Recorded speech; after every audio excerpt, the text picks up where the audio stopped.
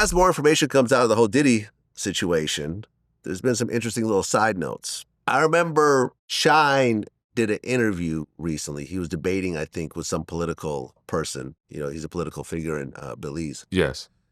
And they talked about how he shot that girl, and he said, "No, I didn't do that, but I don't want to talk about it." Yes. Now, this interview's not out yet. I interviewed Detective Bill Courtney, who was involved in a whole lot of investigations in New York during this time.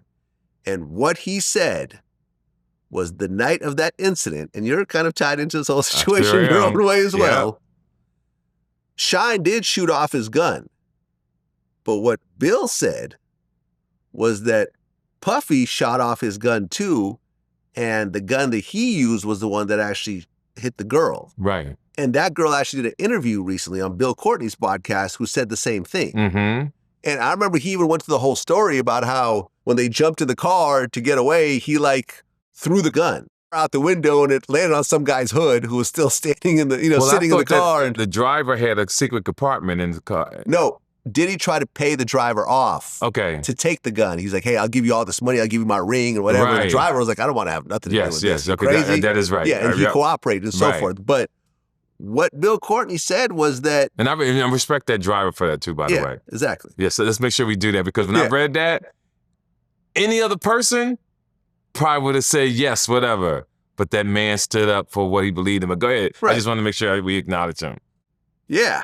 What Bill Courtney's saying was that Diddy was the other shooter because he had all the money and he separated his case from Shyne and probably convinced Shyne. The woman who got shot recently said that it wasn't Shyne who did the shooting, it was actually Diddy. Yes. Is there any truth in that? Yeah, it's what they always thought, So they said that Diddy was the shooter, not Shyne? Yeah. I think Shyne fires indiscriminately somewhere. So Diddy was the one that shot the woman in the face? I believe that's it. I believe, I'll get it for you. It's, he definitely fired a gun. Huh. Well, he had a gun, because I remember the story was after it happened, everyone ran out. Diddy and J-Lo jumps in their car, and Diddy has the gun on him, and he tries to bribe the driver. He throws it out, and it lands on a guy's car. This guy's sitting in his car, and a gun lands on his roof or whatever. And they don't put it together, though, for like a day or so, because, I guess the way the guy reported, he reported in a different precinct, whatever happens, but they put it together. They tried to bribe that guy. This female security guard got bribed, and she said, "Oh, I fell on him right after the shooting, and I didn't feel a gun against him." I mean, come on. People changed their stories. There was a lot going on with that case. He should have been held accountable for what went on in that club, Well, he brought Johnny Cochran in on it. He brought Johnny Cochran in. So the reason why I know all of this, because not only did I have my case in 98, he caught his case with Jennifer Lopez a few months later at the mine. So the same prosecutors and the same detective who arrested me came up to Rikers Island to talk to me to testify against Puff. Right. Were you at that party? I wasn't. This is the case, right? Yeah. I wasn't at the party. Yeah. They wanted me to lie. Yeah.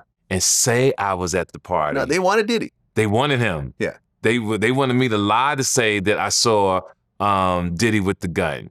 And they was going to bring me to the grand jury. But because I'm clever, I got them to get me out of Rikers, bring me down to the Tombs. So for 3 days while we was going out, I'm eating at the best restaurants. I'm having pizza. Because the food up there is horrible. Yeah. So after the 3 days and no decision was done, they took me back. Right before the grand jury, they brought me back down again. My attorneys was there. They came into my cell and they talking to me. They said, "Well, TK, what do you want to do? You want to help them out with the grand jury?" And I looked them dead in the eye and I said, "Nah, I'm good." Did you ever tell Diddy that? He heard. I'm quite sure I talked about it on the Breakfast Club and all that, but he knows about it. But I'm not trying to be Puffy's friend.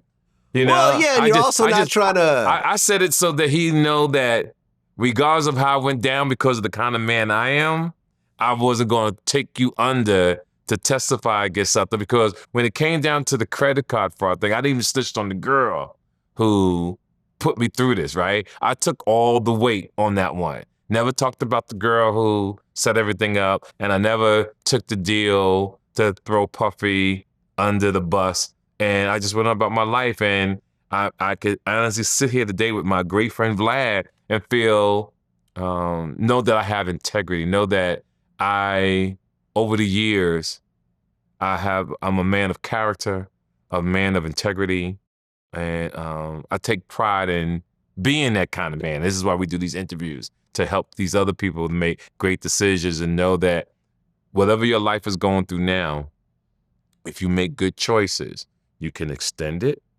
But if you make bad choices, that death or that situation come a lot faster.